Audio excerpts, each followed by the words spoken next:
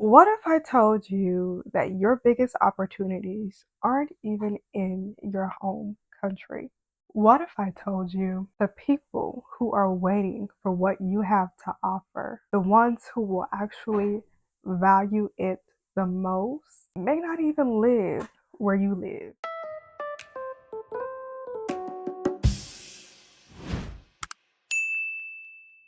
For the longest time, I did not think this way either, but recently, I had a moment that completely shifted how I see business, money, and opportunities.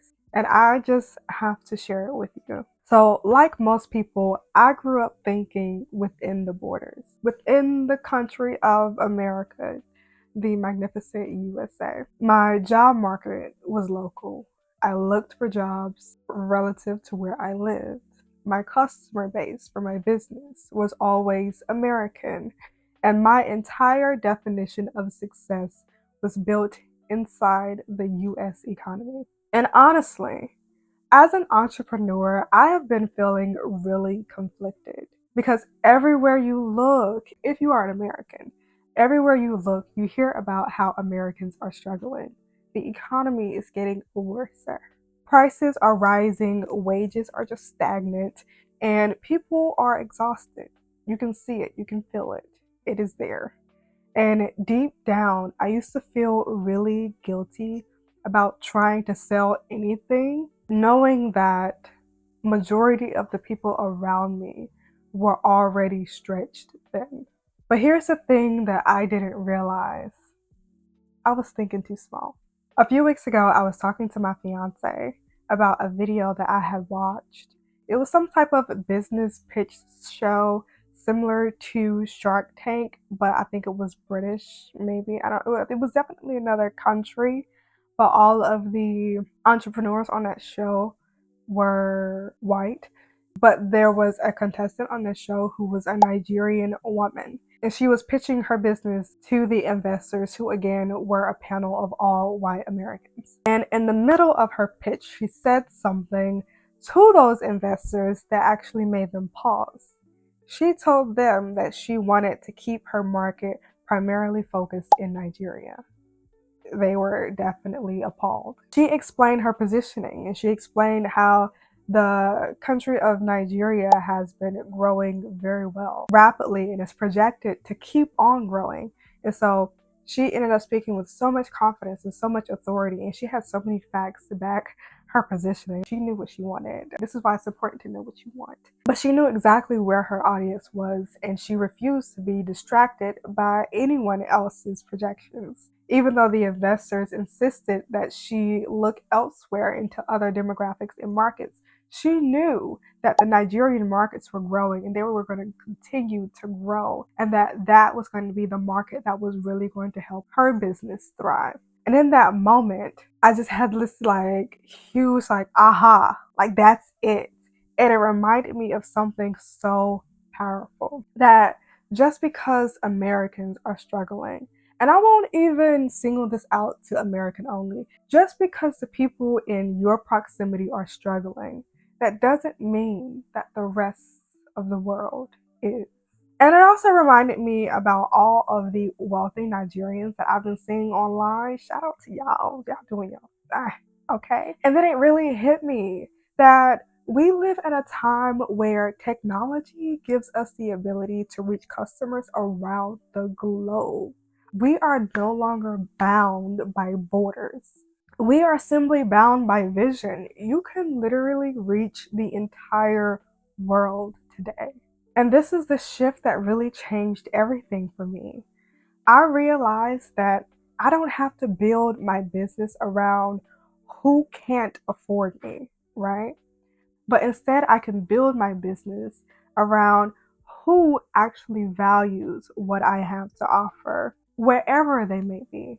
There are thriving economies happening right now in places that we rarely talk about. Nigeria has a growing middle and upper class and an exploding digital commerce. Dubai is one of the fastest growing hubs for wealth and innovation, and India is one of the largest global tech and consumer markets. There are even parts of Europe where luxury spending just never slows down. They love to spend money out there. Meanwhile, many of us are sitting over here trying to figure out how to squeeze our dreams into an audience that might not even be able to support them.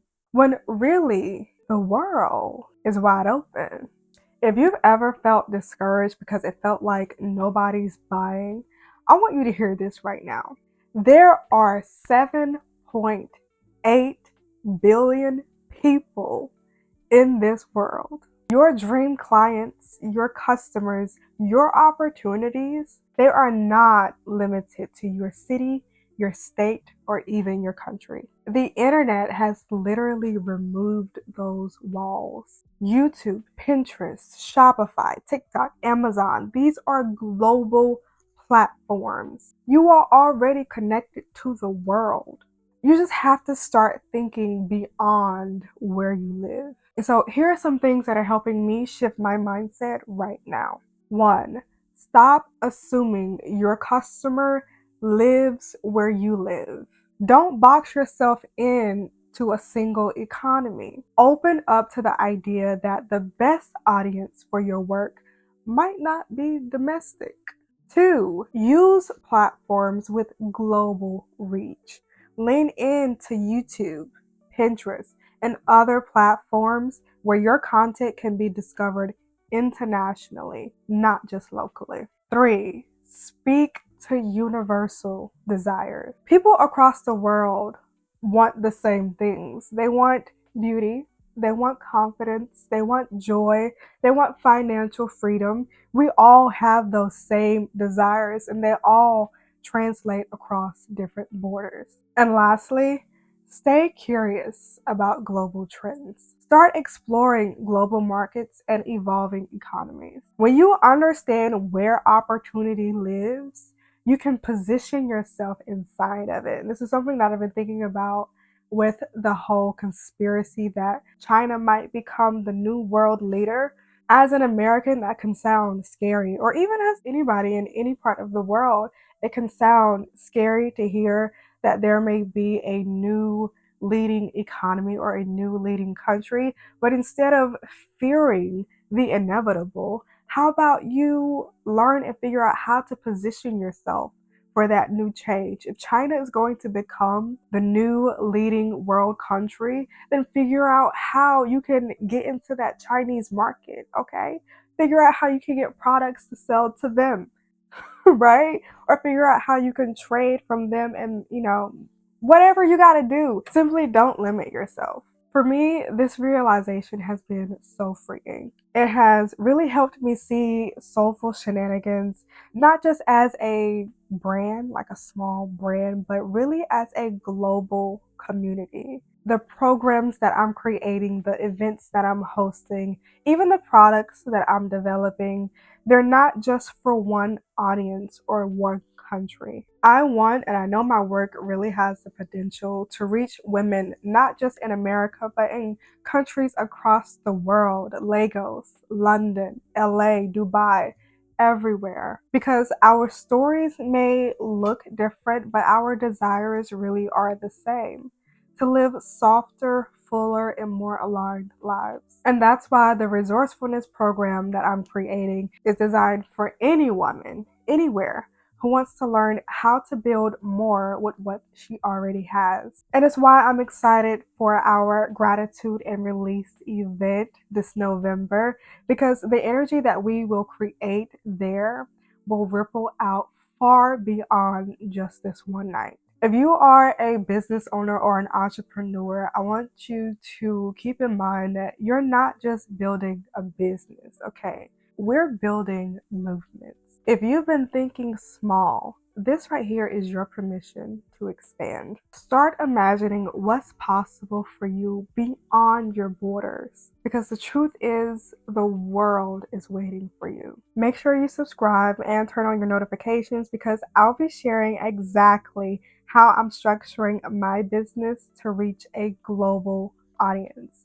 And I want you to come with me. I really hope this message inspired you. I have so much more that I am eager to share, but that is all for today's video. Thank you so much for watching. I really appreciate you allowing me to be with you on your journey to glowing up and becoming the woman of your dreams. But again, that is all for today. Stay glamorous, and I will see you in the next video. And you think Africa is big enough to get to $100 million? Are you looking at markets outside of Africa? Africa has 54 markets. We're looking at Africa only. In 7 years, Africa will be home to a third of the global population of youth. By 2050, 1 out of every 5 customers on the internet will be in Africa. Africa in the past decade has, out of the top 10 countries with the fastest growing GDP, 5 of those markets are in Africa. Retail spend in 2018 was about $1.4 trillion. 2/3 of that was consumer packaged goods. And it's considered one of the fastest growing regions for consumer packaged goods spending in the world. On top of that, when it comes to profitability margins, it's the most profitable region, bar none, to East Asia. This is when you drop the mic. Yeah.